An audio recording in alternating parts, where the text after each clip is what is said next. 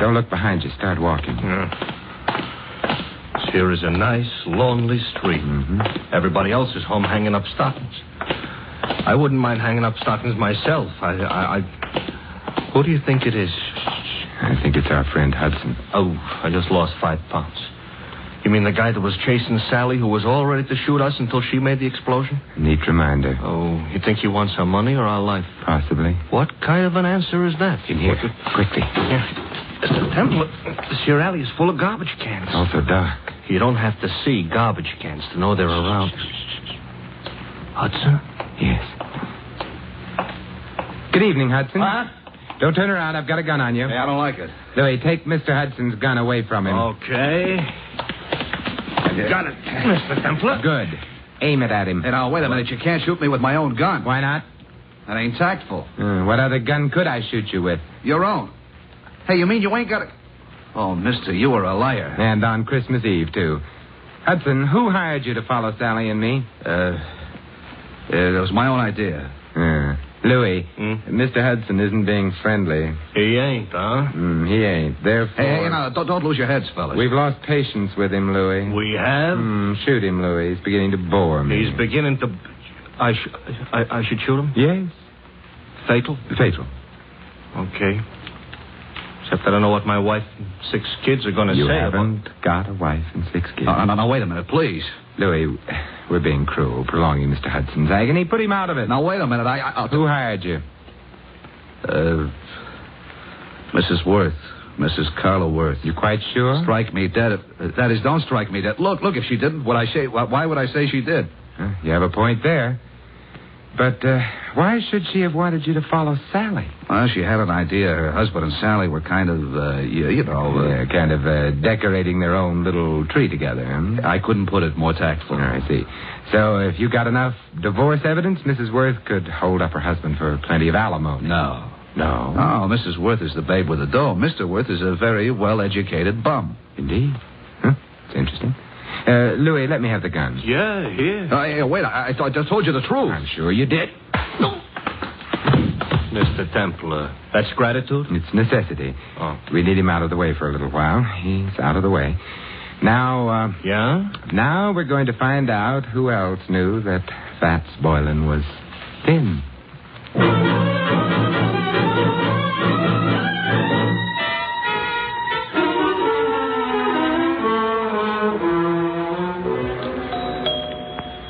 You know, if we visited often enough, I might even get accustomed to this joint. You might also start confusing yourself with Grant. Good evening, Humphrey. I'm sorry the family retired for the night. Well, it is late, I know. I wish to retire myself. Why, Humphrey, you don't look 65. Good night, sir. Aren't you going to ask us in? No.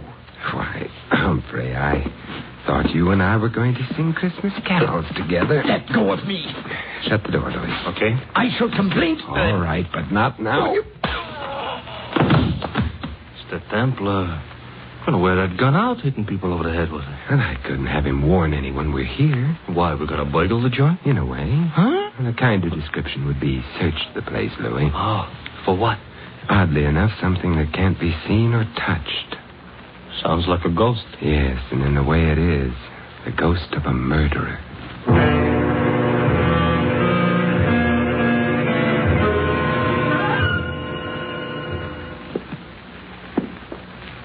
It's the night before Christmas, all right, but a creature is stirring. A couple of creatures, us. Yeah, we've covered all the rooms on the other landing. Therefore, the bedroom should be here. And therefore, this should be someone's bedroom. Let's go in. We're sleepy? Now, if I can open the door softly enough and look in. Moonlight through the window. Yes. The dressing room. Door beyond would be the bedroom proper. Proper is not a word we're in any position to throw around. We'll have to go in to the dressing room. Come on, Louis. Okay. Wait a minute, Louis. Inhale. Mr. Templar, I don't usually take breathing exercises in the middle of the night. Louis. All right. I'm inhaling. Well? Perfume. Familiar? I could learn to love it, but no. Well, then out we go. care for that perfume. It didn't tell me anything. What do you want perfume should tell you? Who killed Fats Boylan?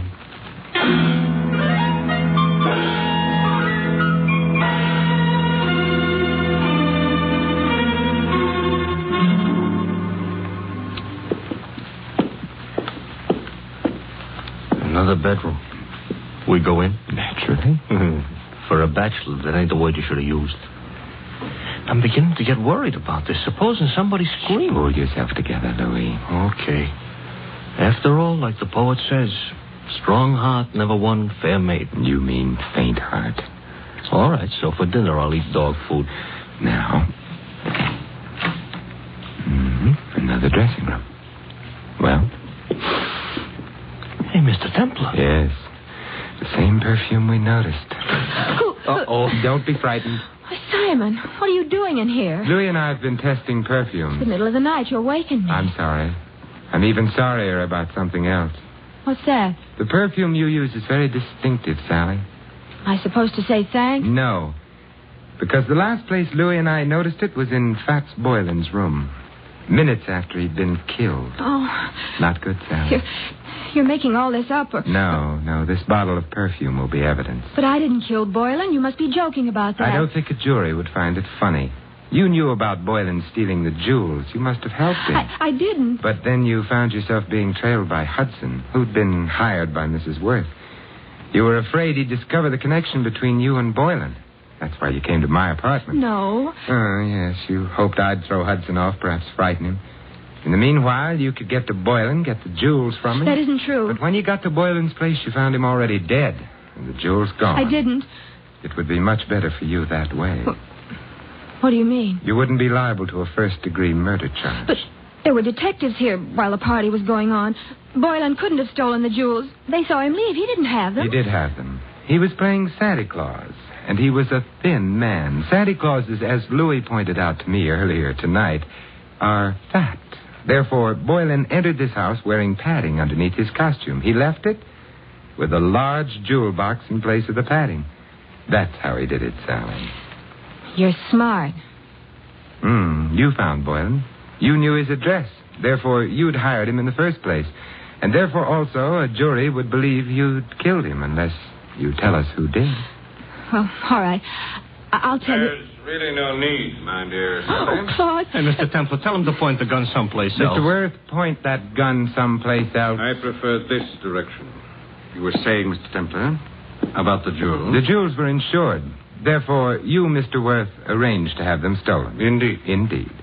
In that way, you could retain the jewels, the insurance money as well, and not worry very much whether or not your wife divorced you. Clever. Boylan is dead. How true. You had to see to that, didn't you? Otherwise, he might have blackmailed you for the rest of your life, or for whatever money you got out of the entire crooked deal. I can see two other deaths. Yours, your friend. And Sally? You going to kill her, too? That depends, I should think, on Sally. Claude, I never knew you intended to kill anyone. There's no need to play the ingenue quite so strenuously, my dear. You were in on most of it. But not murder. I'm afraid Mr. Templar's pessimism is justified. I shall have to include you. But however did you get onto her, Templar? Her perfume. To be precise, this perfume. Well, you got him in the eye. Yeah, I hope this gets him someplace more effective. Mr. Templar, the trail of unconscious bodies you're leaving behind you tonight, if laid end to end, Yes, Louis? would look terrible.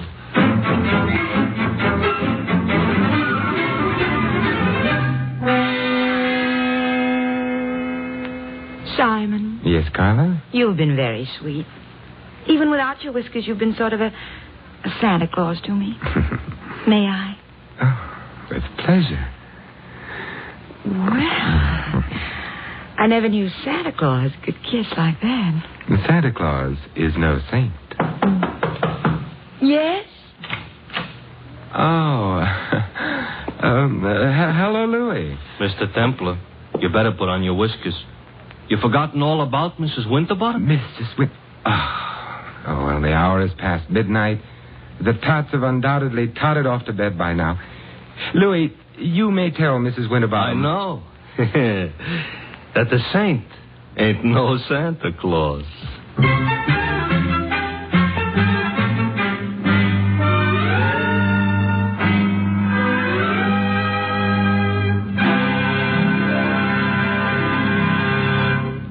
You have been listening to another transcribed adventure of the Saint, the Robin Hood of modern crime. Now, here is our star, Vincent Price. Ladies and gentlemen, all of us who live in the United States are aware of the spiritual values of American life, our factories and machines and luxuries. But there is another side to American life, a side made up of spiritual values. Our country was founded upon faith in God. In the Declaration of Independence, it states that men were endowed by their Creator with certain inalienable rights. Thus, religious faith is part of the very foundation of American democracy, and one of our most precious national heritages is freedom of worship. By exercising this freedom, you and your families can enjoy the spiritual pleasures that come with church or synagogue attendance. Moreover, your religious leaders stand ready to give you their help, whether you need personal or family guidance. And if you suffer the loneliness natural to a newcomer to this country, the churches of your faith will welcome you. We all know that without spiritual values, the other advantages of American life have little meaning. Without faith, the family and the community become unstable. Without faith, the individual denies himself the peace and guidance of religion. The doors of your churches and synagogues are open to you. The freedom to worship as you please is yours. And so America's religious organizations invite you to find yourself through faith and to come to church this week. And may I wish you all a wonderful Christmas, and for the world, peace in all the years to come. This is Vincent Price inviting you to join us again next week at this same time for another exciting adventure of the Saint. Good night.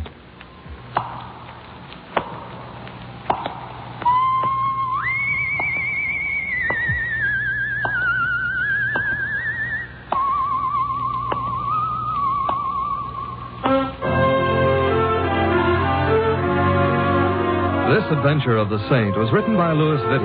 Our cast included Mary Shipp as Sally and Betty Lou Gerson as Carla. Hy Averback was Hudson, Ted Osborne, Claude. The butler, Stanley Farrar. Louis is played by Larry Dotkin. The Saint, based on characters created by Leslie Charteris, is a James L. Safier production and is directed by Helen Mack. Vincent Price is soon to be seen co-starring in RKO's production of His Kind of Woman. All you Saint fans will be glad to know that the Saint comic books are on sale at all newsstands. Your announcer, Don Stanley. 3 chimes mean good times on NBC. For your Christmas Eve listening pleasure, there's another broadcast of NBC's Sunday hour-and-a-half extravaganza, The Big Show. There's a whole Christmas stocking full of stars, including Tallulah, Jimmy Durante, Ed Wynn, Charles Boyer, Robert Merrill, and many more. Tonight also means your weekly visit with the Harris family on the Phil Harris-Alice Faye Show. Be sure to hear this special Christmas program later today on NBC. Happy holiday, happy listening.